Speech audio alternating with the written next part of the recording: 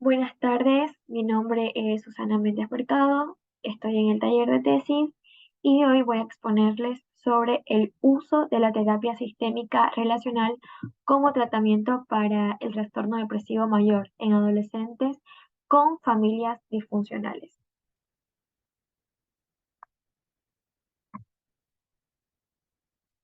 En cuanto al índice de contenido, bueno, es un pantallazo, voy a hablar sobre el problema de investigación, los objetivos, el marco teórico, el diseño metodológico y las variables.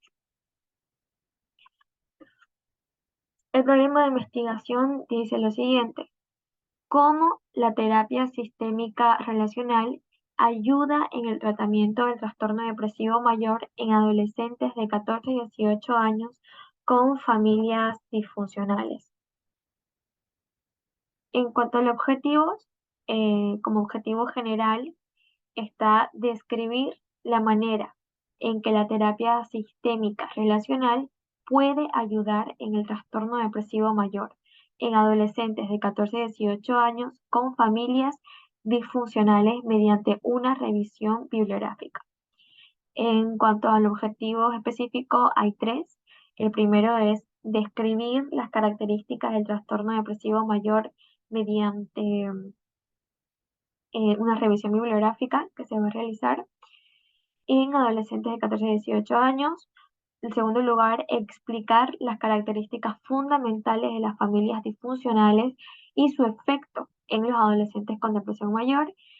Y en tercer lugar está analizar las estrategias de la terapia sistémica relacional más eficientes para los adolescentes con trastorno de depresión mayor y familias disfuncionales.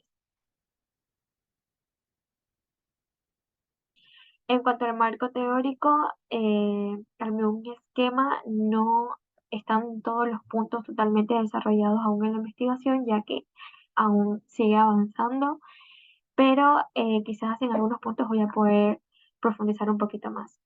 Por ejemplo, en el primer apartado, que es el número 1 sobre la adolescencia, su definición según la Organización Mundial de la Salud dice que la adolescencia es el periodo comprendido entre los 10 a los 19 años de edad, una etapa que es compleja para la vida, que marca una transición de la infancia hacia la adultez, y en ella se producen muchos cambios, tanto físicos como psicológicos, biológicos, intelectuales y sociales. En cuanto a las etapas y características de la adolescencia en su área biopsicosocial, en general, en lo biológico se sabe que es sobre el desarrollo sexual, el crecimiento físico, los cambios que existen tanto en la voz, quizás las diferencias entre, bueno, mujeres y hombres. Y en el área psicológica y social, quizás se encuentra información sobre las habilidades que hay en los adolescentes. Por ejemplo, marcando un poquito la investigación que he realizado, según un autor llamado Alexis, dijo que en esta etapa se observa mucho el compañerismo, el respeto hacia unos hacia otros, también se manifiesta mucho las dimensiones de retraimiento social, el autocontrol de las relaciones sociales, la consideración con los demás, el liderazgo, y también entra mucho el tema de la timidez en el área social. Luego, el adolescente y su entorno familiar, he notado que hay bastante información sobre la necesidad que la familia apoye al adolescente, que es muy importante y marca mucho en su desarrollo, ya sean que los papás, los tutores, los hermanos, todo el entorno familiar del adolescente se involucre bastante con él, ya que en sí es una etapa bastante sensible. Y aquí la Organización de las Naciones Unidas dijo que la familia es un apoyo y muestra de seguridad en darles oportunidades al individuo, donde él va a crecer con esas habilidades, autoestima y conocimientos que requieren para crecer saludable y comportarse adecuadamente. En cuanto al segundo punto, que es la familia, hay una definición realizada por un autor que se llama Garzón. Él dice que familia es la forma socialmente más extendida de establecer una unión social básica donde se produce la reproducción biológica, ya sea natural, asistida o por adopción. Se establecen los lazos afectivos sociales elementales, más o menos institucionalizados, definitivos o limitados en el tiempo. Es el primer núcleo social en el que se mueve un individuo al nacer. Es decir, la familia es lo más importante al, al inicio de nuestra vida y de ahí para adelante, ya que se arma un lazo y va a dotarnos tanto en el área cultural, en nuestro comportamiento, en nuestras conductas, y por ello también puse tipos de familia, ya que hay una gran clasificación y variedades. Por ejemplo, según el parentesco, se define como un vínculo que es por consanguinidad, por afinidad, por adopción, matrimonio u otro tipo de relación afectiva. De ahí está otro tipo de clasificación que es integración familiar, que dice que está la familia integrada, donde los cónyuges viven juntos, cumplen ciertas funciones. Luego está la familia semi-integrada, donde los cónyuges, o sea, viven juntos, pero no cumplen a satisfacción sus funciones. Luego está la familia desintegrada, que explica que uno de los cónyuges, ya sea por muerte, divorcio, separación, abandono o desintegración familiar, por causas internas o externas. También teniendo en cuenta UNICEF, una parte que encontré, dice que las familias pueden ser clasificadas en dos grupos, familias sin hijos y familias con hijos, que es algo que últimamente se está dando bastante. Muchas nuevas formaciones de familias prefieren no tener hijos y intercambian un poco con tener mascotas o simplemente vivir los dos solos por el resto de sus vidas sin hijos. Luego hay otro que son las familias monoparentales, que están formadas por mujeres que han emprendido la maternidad en solitario, biológica o adoptiva. Familias monoparentales por padres que también han emprendido la paternidad, tanto solitarios, mediante una madre de alquiler, ya sea en el extranjero o adoptiva. Familias de hombres y mujeres con vínculo matrimonial y sus hijos en comunes. Familias de hombres y mujeres sin vínculo matrimonial y sus hijos comunes. También están las familias reconstituidas de hombre y mujer, dos hombres o dos mujeres sin vínculo matrimonial, con hijos no comunes, sino de relaciones anteriores, que pueden aportar hijos uno o una o ambos, convivientes como la homoparental. O sea que hay realmente una cantidad enorme de tipos de familia. Pero en la investigación quizá me voy a centrar un poquito más en lo que es el funcionamiento familiar y la adolescencia. ¿Por qué? Porque como vimos en el último punto del primer apartado, que el entorno familiar es muy importante para el adolescente, que funcione bien es lo que le va a aportar realmente una estabilidad al adolescente. Por ello es que la funcionalidad familiar eh, enfrenta igual crisis y valora la forma en que se permiten las expresiones de afecto, así como el crecimiento individual de cada uno de los pertenecientes de la familia, y sobre todo hay como una interacción, una comunicación entre ellos basada en el respeto, la autonomía y el espacio en el otro.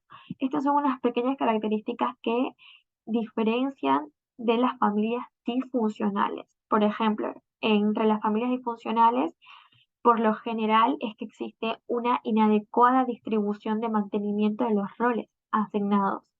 Así que hay procesos largos, tardíos de desarrollo, es decir, que los roles no evolucionan con el tiempo y se vuelven equivocados. Esto evita que los miembros de la familia se adopten a las nuevas circunstancias. También unos autores que se llaman Trelles y Rivadeneira, ellos dicen que en las familias disfuncionales existe mucha falta de empatía, de comprensión, sensibilidad y hay mucha negatividad en reconocer algún tipo de comportamiento abusivo. O sea, que la falta de respeto, los límites, la libertad de expresión es bastante común en este tipo de familia y puede afectar obviamente de muy mala manera a los adolescentes. Herrera es un autor que nombra bastantes características dentro de lo que son las familias disfuncionales, que es una de las variables importantes en el tema, y las voy a nombrar ya que considero que son de bastante importancia. La primera es que dentro de una familia disfuncional se niegan a reconocer que tienen comportamientos inadecuados, existe una falta de afecto, de empatía y sensibilidad, luego que hay un irrespeto en el espacio de cada uno, una desigualdad en el trato que ya sea por posición o edades, pero existe una desigualdad, hay ausencia de lazo positivo entre padres e hijos, puede llegar a haber violencia física y también emocional, padres con conflictos permanentes, niños o adolescentes con permanente miedo a hablar de los problemas o conflictos de su familia. Hay un desinterés y obviamente puede todo esto llegar a generar como consecuencia ansiedad por los conflictos que se generan continuamente en ese ambiente familiar. Bueno, para continuar, hablaremos un poco sobre lo que es el trastorno depresivo mayor. En sí, es una enfermedad discapacitante que ocasiona sufrimiento. Se trata de un trastorno del estado de ánimo que es crónico o recurrente, por eso se dice que es mayor, afecta la habilidad para enfrentarse a la vida, es una de las principales causas de la discapacidad laboral, que se ve en este tiempo mucho. Luego los síntomas van desde sensación de tristeza, pérdida de placer, sentimientos de culpa, la baja autovaloración, hasta cambios en el sueño. Muchas personas que contraen o que están diagnosticadas con trastorno depresivo mayor sufren de insomnio. Luego también hay cambios en el apetito, una disminución de la energía y concentración. Puede iniciar a cualquier edad, aunque su mayor prevalencia se produce entre los 15 a 45 años, por lo que tiene un gran impacto en la educación, la productividad, el funcionamiento y las relaciones personales. Considerada una enfermedad que ocasiona dolor, sufrimiento, la depresión debe ser estudiada y diagnosticada oportunamente, así nos dice Calero y Palomino. Además que en los adolescentes la depresión es un problema grave de salud mental que provoca un sentimiento de tristeza constante y una pérdida de interés en realizar diferentes actividades. Se ha asociado con diferentes factores y aquellos de tipo familiar cobran cada vez mayor relevancia. Por lo tanto que es un tema muy delicado, bueno, por lo menos en la etapa de la adolescencia, que como hemos visto no solo afecta a ellos, sino que también puede llegar a englobar a su familia.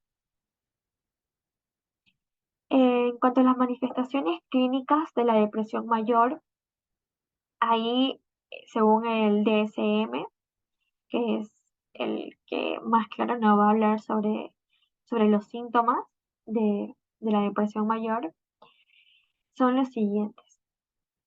Tenemos acá como el estado de ánimo deprimido la mayor parte del día, casi todos los días, según se desprende de la información subjetiva o de la observación por parte de otras personas.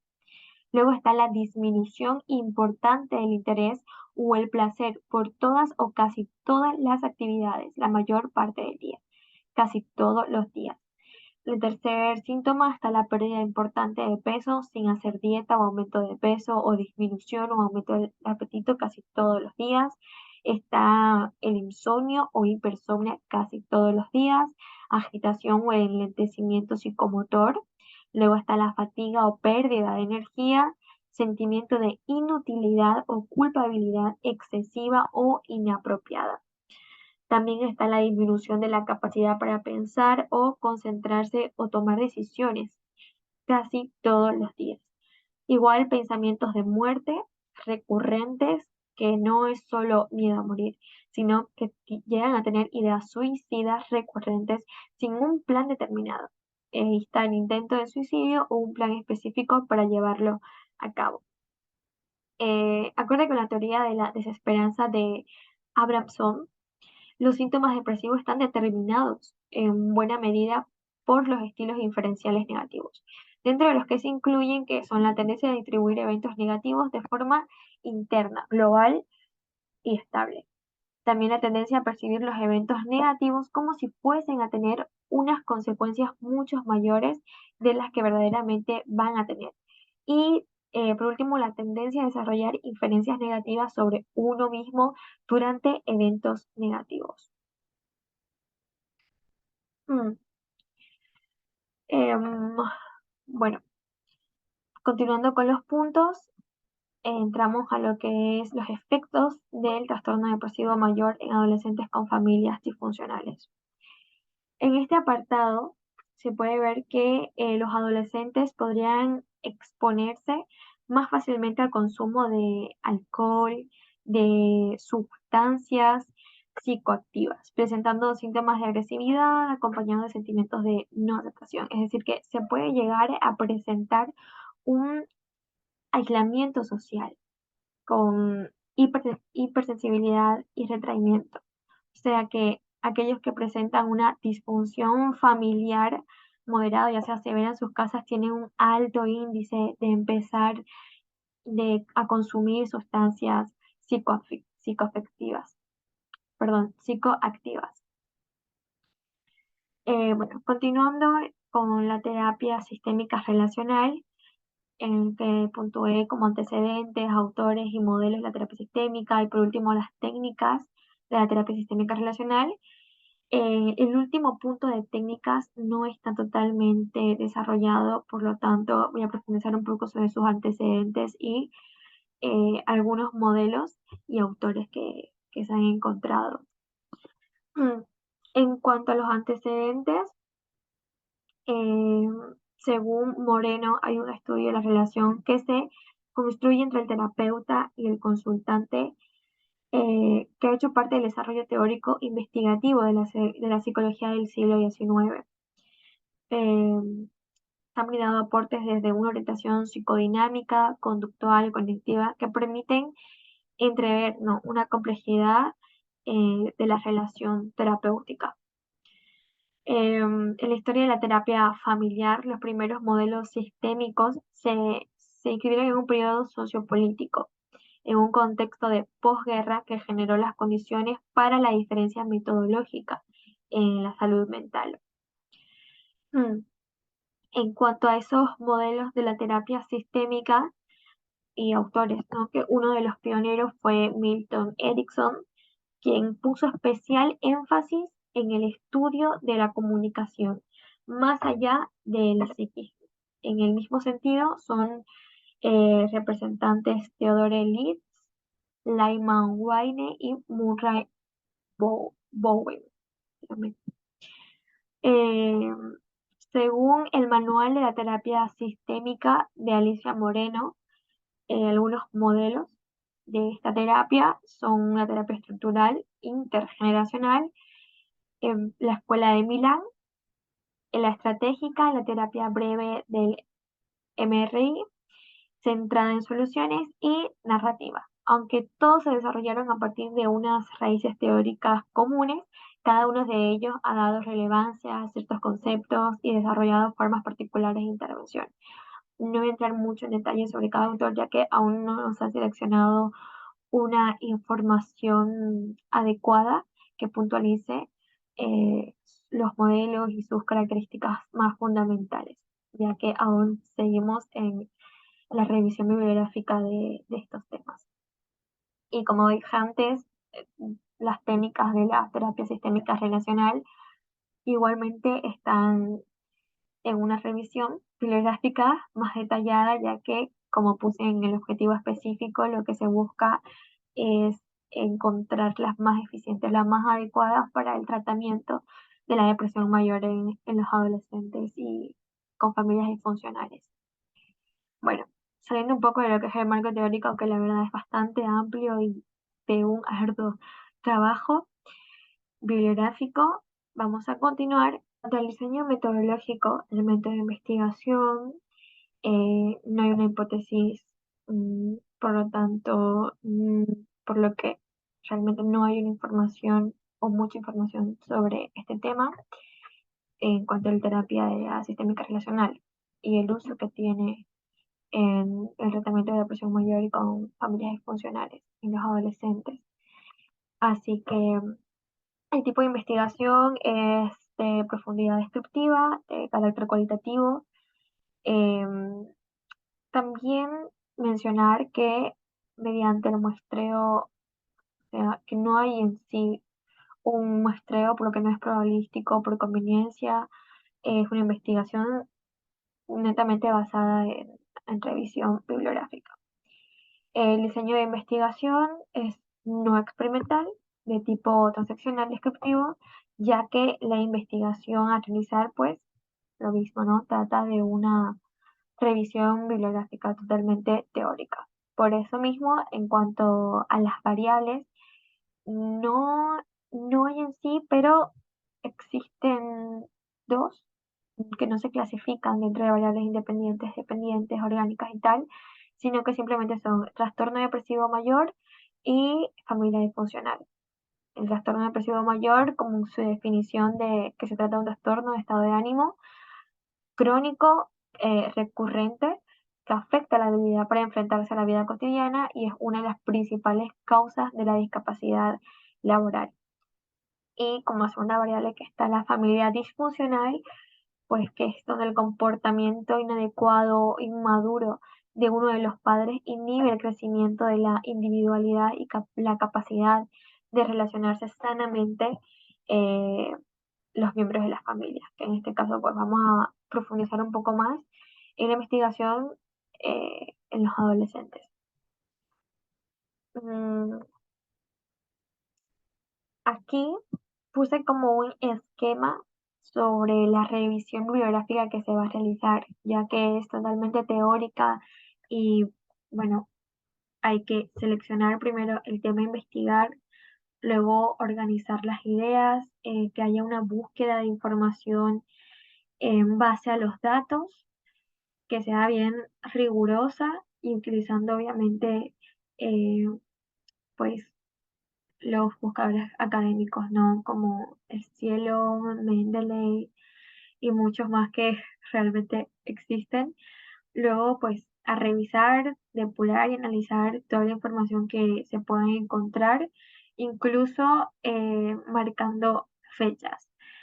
Em, Investigando un poco, he encontrado mm, durante el 2017-2018 información así como que un poquito más detallada, pero a partir de estos últimos años, 2021-2022, quizás no se ha visto tanto a pesar de que el tiempo ha avanzado, pero en eso estamos.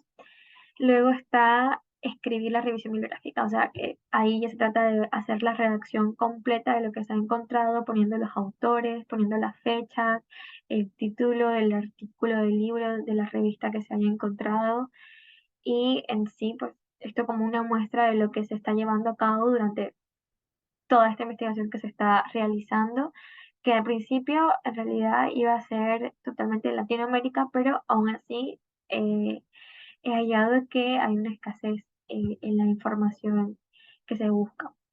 Así que bueno, esto es totalmente todo lo que pondré hoy. Así que muchas gracias por su atención.